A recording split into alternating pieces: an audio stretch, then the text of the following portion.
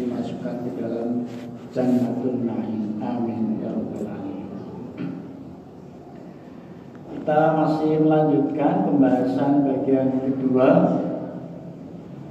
Kita mengulang sebelumnya tentang hikmah beristighfar. Nanti kita teruskan dengan waktu-waktu kita beristighfar.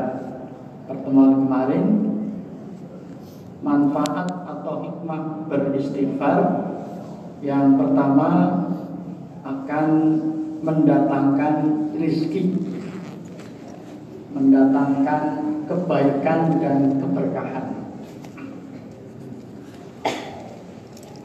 Dijelaskan dalam tafsir Al-Qurtubi, dinukilkan demikian. Anna rajulan syaka ilaihil jaddi faqala istaghfirillah. Ada seorang yang minta nasihat mendatangi Imam Hasan. Saya itu paceklik, mendapatkan paceklik, rezekinya sulit. Nasihati kepada saya, kira-kira jalan yang saya harus tempuh apa agar saya terhindar dari paceklik. Maka dinasihati istaghfirillah, mohon ampunlah kepada Allah atau beristighfar. Nasihatnya singkat, padat, mohon ampun. Kemudian datang yang lain, orang lain, karena memang Imam Hasan al-Banna ini tempat untuk curhat, ya, untuk diminta nasihat sehingga orang mendapatkan pencerahan. Wasyaka ilahi akhar al-faqr faqala istaghfirillah. Orang yang kedua juga mengadu, saya kok fakir, kurang, ya, miskin. Nah, sudah miskin, jiwanya miskin lagi. Jadi yang paling berbahaya adalah miskin jiwanya.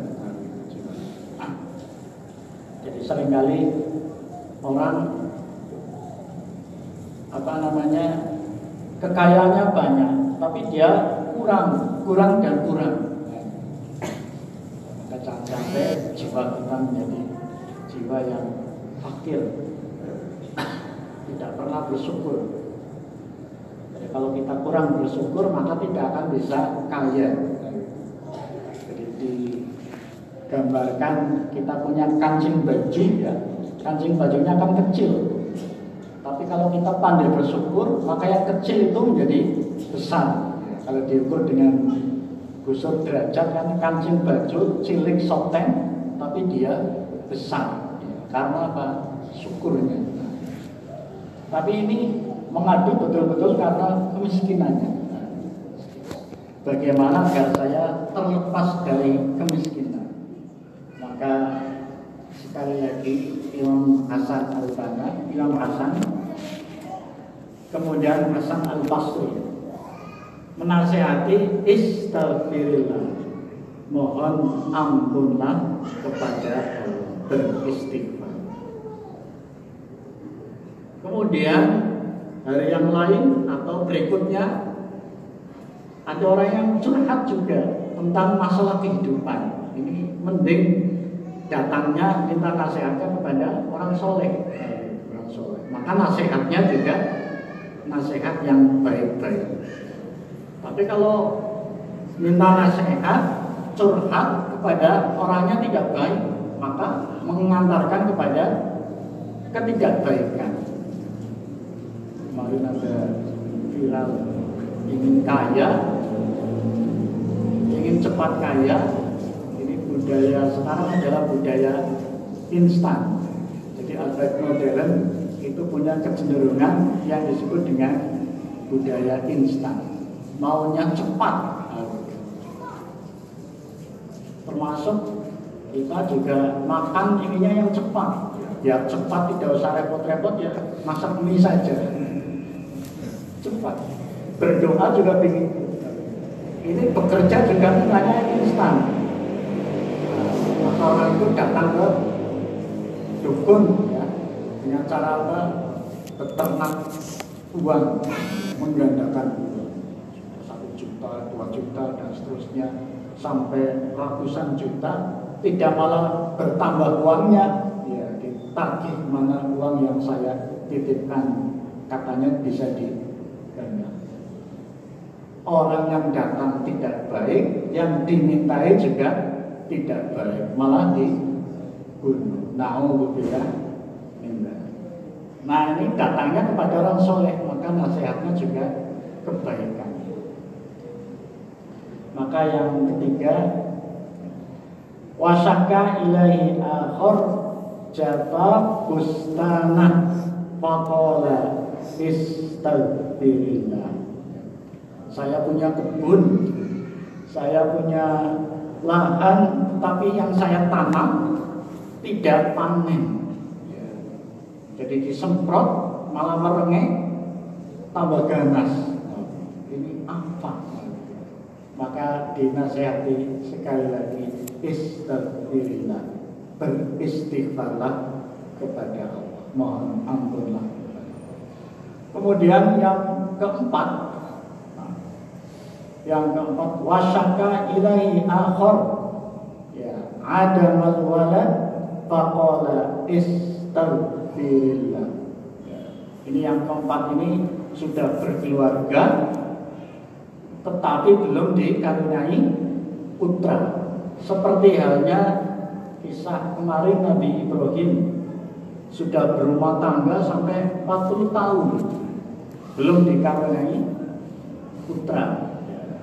Maka karena Ibrahim adalah Khalilullah, orang yang Nabi yang dicintai oleh Allah, dan dia juga mencintai Allah, maka tidak serta-merta atau apa yang dia mohonkan belum dikabulkan kemudian berputus asa. Tidak boleh, diharamkan bagi orang yang mukmin untuk berputus asa dari rahmat Allah. Wala asu mir rauhillah, jangan berputus asa dari rahmat Allah. Orang yang berputus asa dari rahmat Allah, maka dialah orang yang kafir. Jadi terus memohon kepada Allah, meminta kepada Allah. Nah, sampai umurnya 84 tahun sudah tua, ya, akhirnya baru dikaruniai putra. Nah, Imam Hasan kemudian, kalau kamu ingin mendapatkan putra, ya, maka jalannya adalah istaghfirillah, beristighfarlah, memohon ampunlah kepada Allah. Kemudian ditanya, wahai Imam, masalahnya ini ada 4, orangnya ada 4, berbeda-beda. Kenapa jalannya, nasihatnya satu, beristighfar? Maka Imam Hasan kemudian menjelaskan sebagaimana dijelaskan dalam Al-Quran, ya. Maka dijawabnya adalah dalam surat Nuh, ya. Faqul tustaghfiru rabbakum innahu kana ghaffara yursilis samaa 'alaikum midrara, dan seterusnya. Itu Allah yang memberikan. Kita punya problem, maka solusinya fafirru ilallah, larinya harusnya kita kepada Allah. Ini kalau bahasa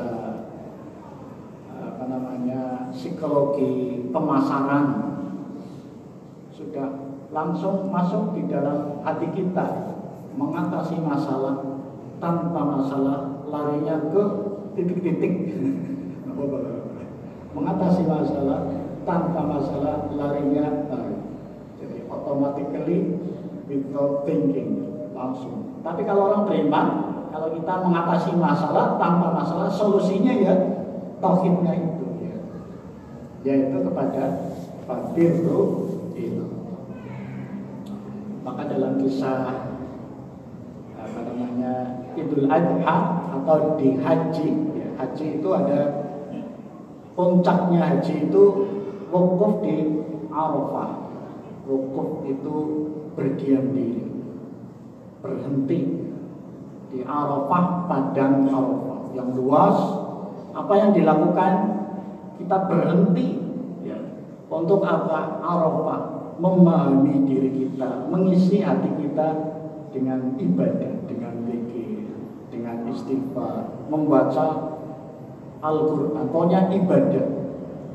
Jadi maka siapa yang mengisi hari-harinya dengan puncak tersebut, maka dia akan mendapatkan puncak ibadah.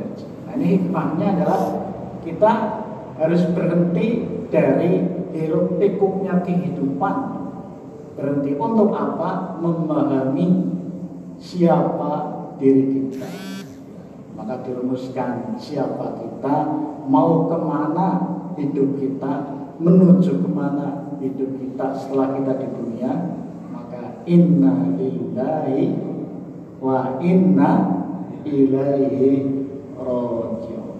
Kalau orang Jawa merumuskan dengan sangkan parane tumiti. Kalau kita sudah tahu tentang dari mana kita berasal, untuk apa kita hidup, menuju kemana kita hidup, maka kita tidak akan mengalami apa yang disebut dengan dalam bahasa sekarang problem hidup abad modern, itu disebut dengan meaningless. Orang tidak bisa bahagia. Itu meaningless. Orang itu menjadi bingung. Ya, semakin banyak uang, bingung mau ngapa. Nah, gitu. Itu karena tidak tahu tujuan hidupnya, mau kemana, untuk apa. Nah, itu yang disebut dengan kehampaan spiritual. Kemarin ada takmir yang minta judul bukunya, sudah saya kasih. Ini buku bestseller di Barat, disebut dengan kehampaan spiritual. Orang Barat tidak bisa bahagia karena apa? Karena jiwanya itu kosong. Jamaah rahimahullah. Sekarang yang ketiga, dengan istighfar maka menjadi penyebab orang masuk ke dalam surga.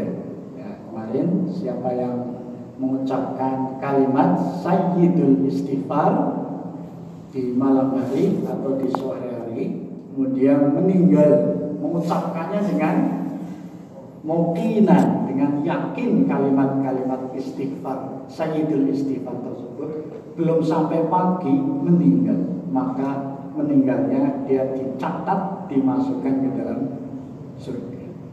Sebaliknya siapa yang membaca di pagi hari, membaca sayyidul istighfar di siang hari dengan muqinan, dengan yakin, kemudian belum sampai malam harinya itu dia dipanggil oleh Allah, maka dia masuk ke dalam surga. Itu yang disebut dengan penghulu istighfar, yaitu disebut dengan sayyidul istighfar. Kalau kemarin isinya dari sayyidul istighfar adalah tauhid rububiyah, kemudian tauhid uluhiyah, dan seterusnya.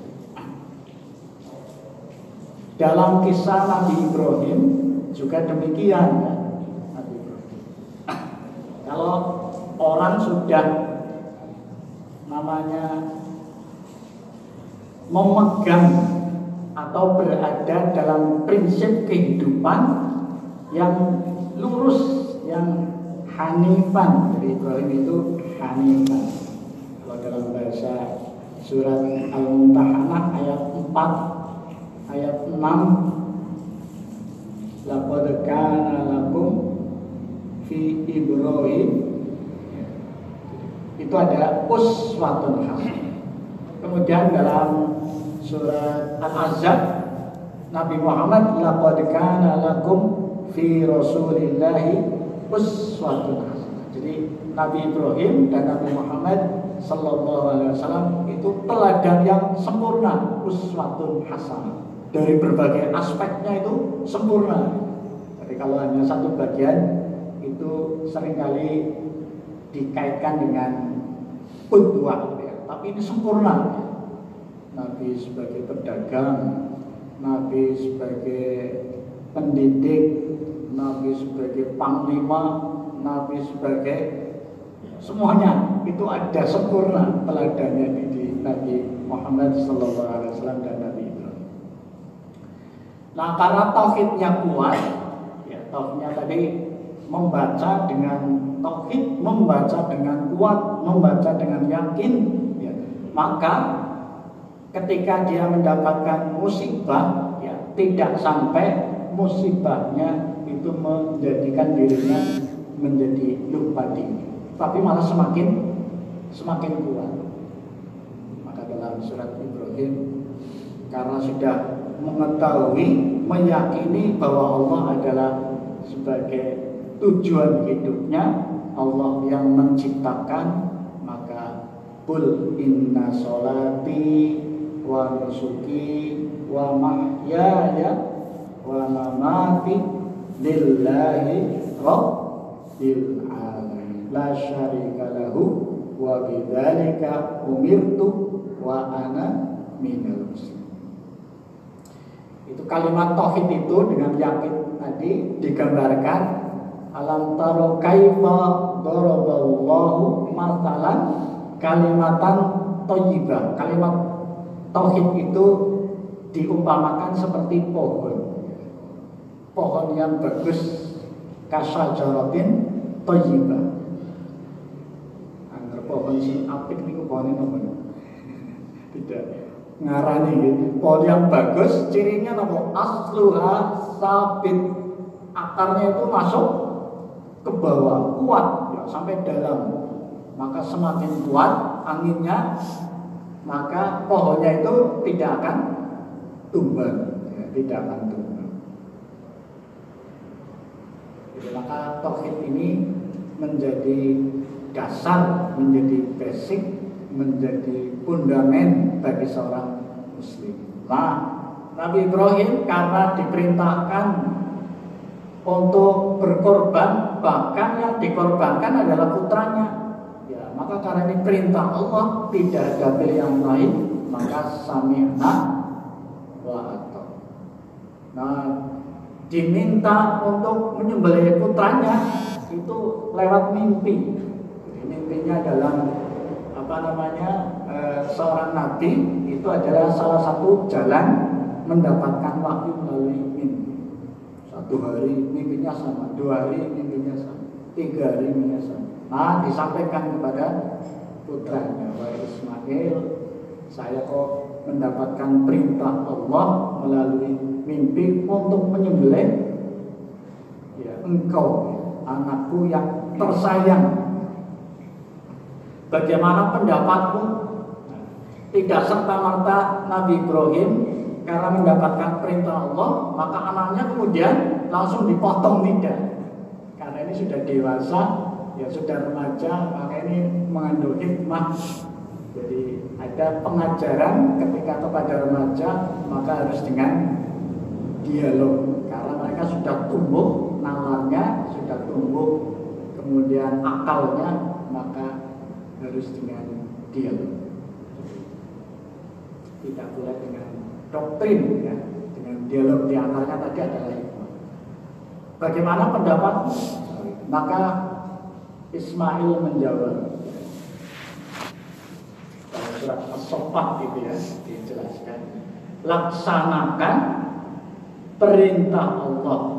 Ya. Satajiduni insyaallahu minas shabirin. Insyaallah wahai engkau ayahku, engkau akan mendapatkan aku seorang yang termasuk orang yang sabar. If'al tuhmar, laksanakan. Ini kalau bukan karena pendidikan yang berhasil, bukan karena tauhid yang lurus, Maka mungkin dalam bahasa sekarang seringkali anak diperintah orang tua malah membangkang. Ya. Wahai anakku, ya saya diperintahkan oleh Allah untuk menyembelih kamu. Ini karena anaknya soleh, bapaknya juga soleh, maka laksanakan perintah. Tidak mungkin, ini karena sudah bertauhid dengan lurus. Tadi namanya wukuf, namanya ibadah Arafah, sudah mengetahui ya hakikat dirinya, penciptanya, untuk apa hidup, maka dia bisa memahami tidak mungkin perintah Allah akan memadorotkan bagi dirinya orang lain, bagi hidupnya di dunia maupun di akhirat. Jadi yakin semua perintah Allah pastilah baik. Maka dalam hukum itu ada namanya maqasidus syariah. Untuk apa perintah hukum itu dititahkan oleh Allah? Yang pertama adalah hifdzuddin, untuk menjaga agama. Yang kedua hifdzul akli, untuk menjaga akal. Kemudian yang ketiga hifdzul irdi wan nasli, untuk menjaga harkat dan martabat serta harta benda. Kemudian hifdzul mali dan seterusnya. Intinya bahwa tidak mungkin Allah memerintahkan sesuatu kepada hambanya itu membawa madarat. Maka yang kala ini sudah ikhlas, tauhidnya lurus, maka tadi menjadi ketika dilaksanakan sembelihan Ismail disembelih, maka diganti oleh Allah dengan seekor domba yang besar. Ini hikmahnya dari kita. Tapi seringkali ketika kita melaksanakan satu perintah ada saja godaan, maka dilambangkan kita melempar jumroh. Itu setan kuda, kita harus melempar. Nah, cara membentenginya itu tadi adalah diantaranya dengan kita memperbanyak kalimat-kalimat thayyibah. Diantaranya adalah beristighfar, sehingga tadi dimudahkan oleh Allah, diberikan rezeki, diberikan kebaikan, hatta pun tantangan tidak silih berganti, maka kita bisa mengatasinya dengan pertolongan dari Allah Subhanahu wa Ta'ala. Yang keempat, menghapus dosa-dosa dan kesalahan. Jadi dengan beristighfar, maka dosa-dosa dan kesalahan itu akan bisa dihapus.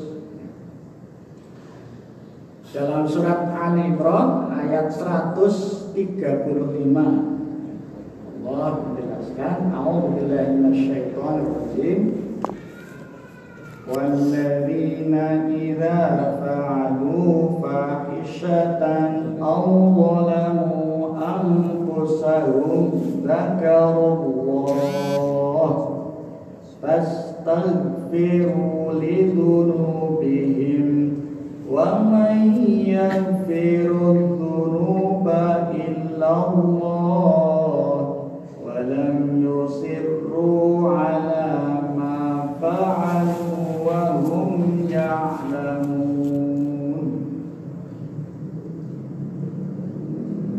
Yaitu orang-orang yang apabila mengerjakan perbuatan keji atau menganiaya diri sendiri, mereka ingat akan Allah, lalu memohon ampun terhadap dosa-dosa mereka, dan siapa lagi yang dapat mengampuni dosa selain Allah, dan mereka tidak meneruskan perbuatan kejinya itu sedang mereka mengetahui. Ini termasuk karakter ciri-ciri orang yang menjadi pewaris surga, masuk ke dalam surga yang luasnya langit dan bumi dan lebih dari itu. Siapa diantaranya? Yaitu ketika kita berbuat salah dan dosa, maka fastaghfiru lidzunubi, kita memohon ampun kepada Allah. Dalam hadis yang lain Rasulullah menjelaskan,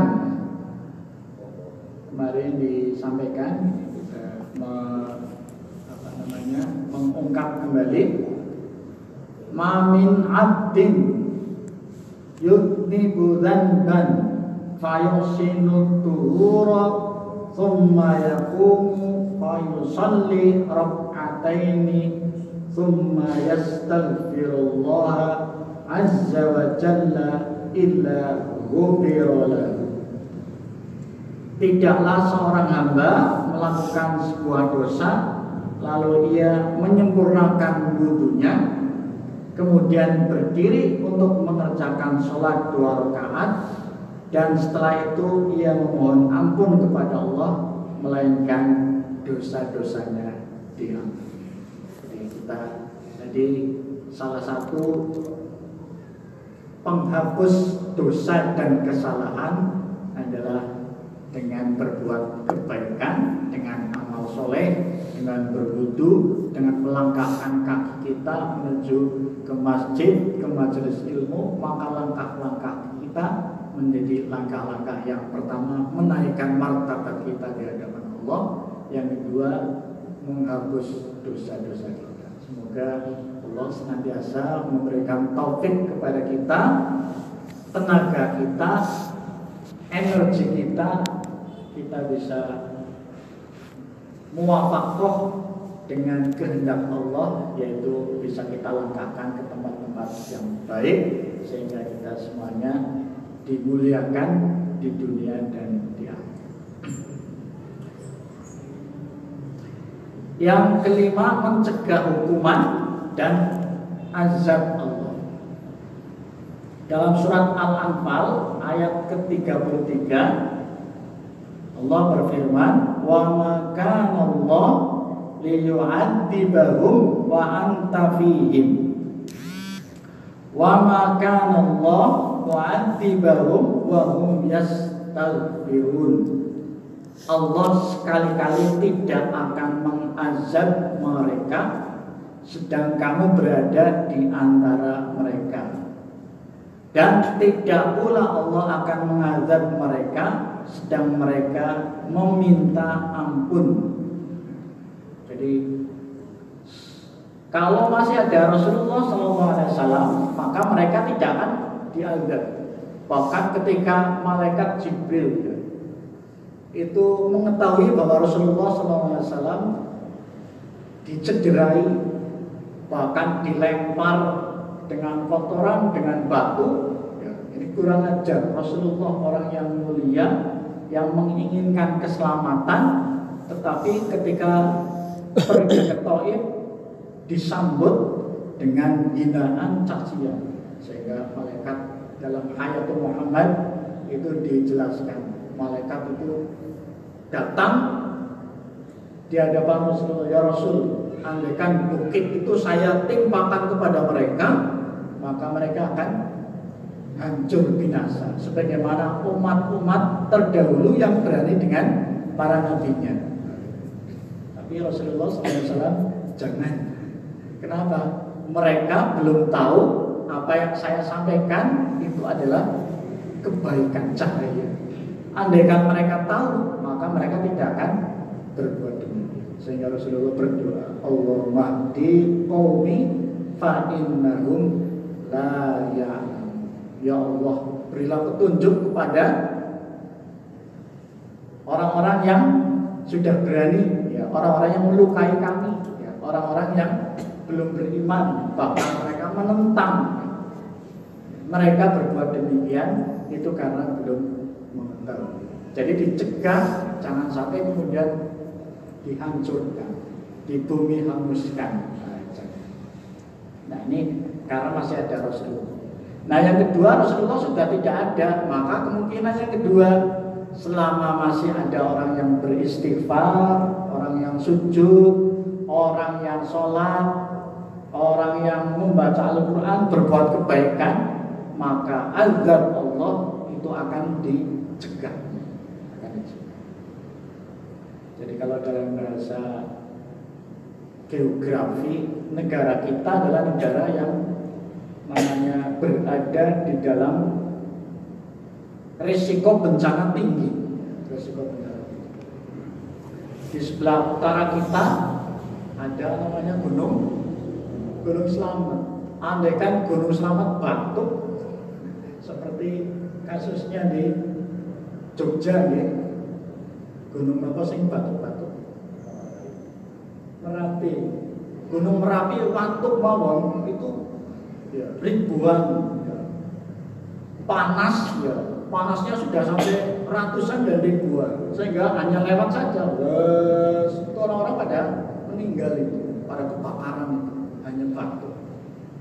Maka ada orang yang nggak kuat, sedang ngarit, itu terkena awan panas itu, gosong sama apa namanya suket-suketnya.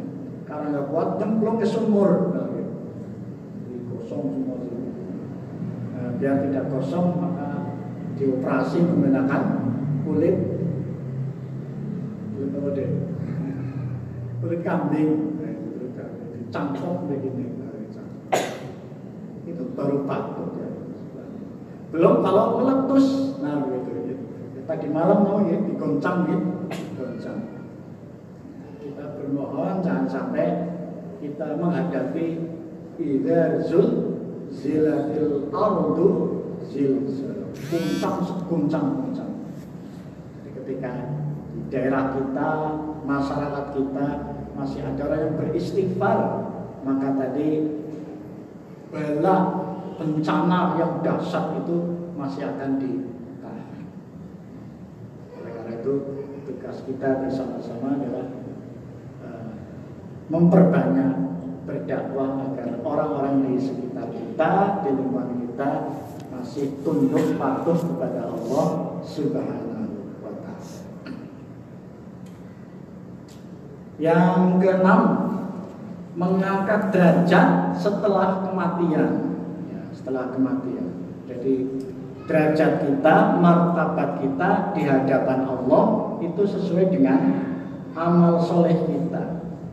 Tapi masih ada amal soleh yang masih bisa berjalan, masih bisa berlangsung, tidak pernah putus. Nah, itulah yang skala prioritas hidup kita diarahkannya harusnya ke sana.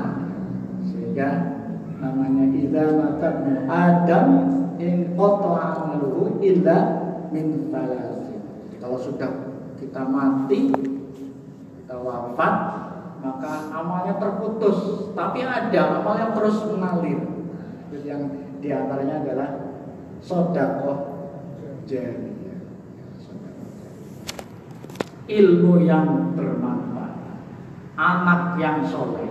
Nah, dijelaskan di sini dalam hadis riwayat Ahmad dengan sanadnya hasan, innallaha la yarfa'u darajatal abdi fil jannah fayaqulu ya rabbi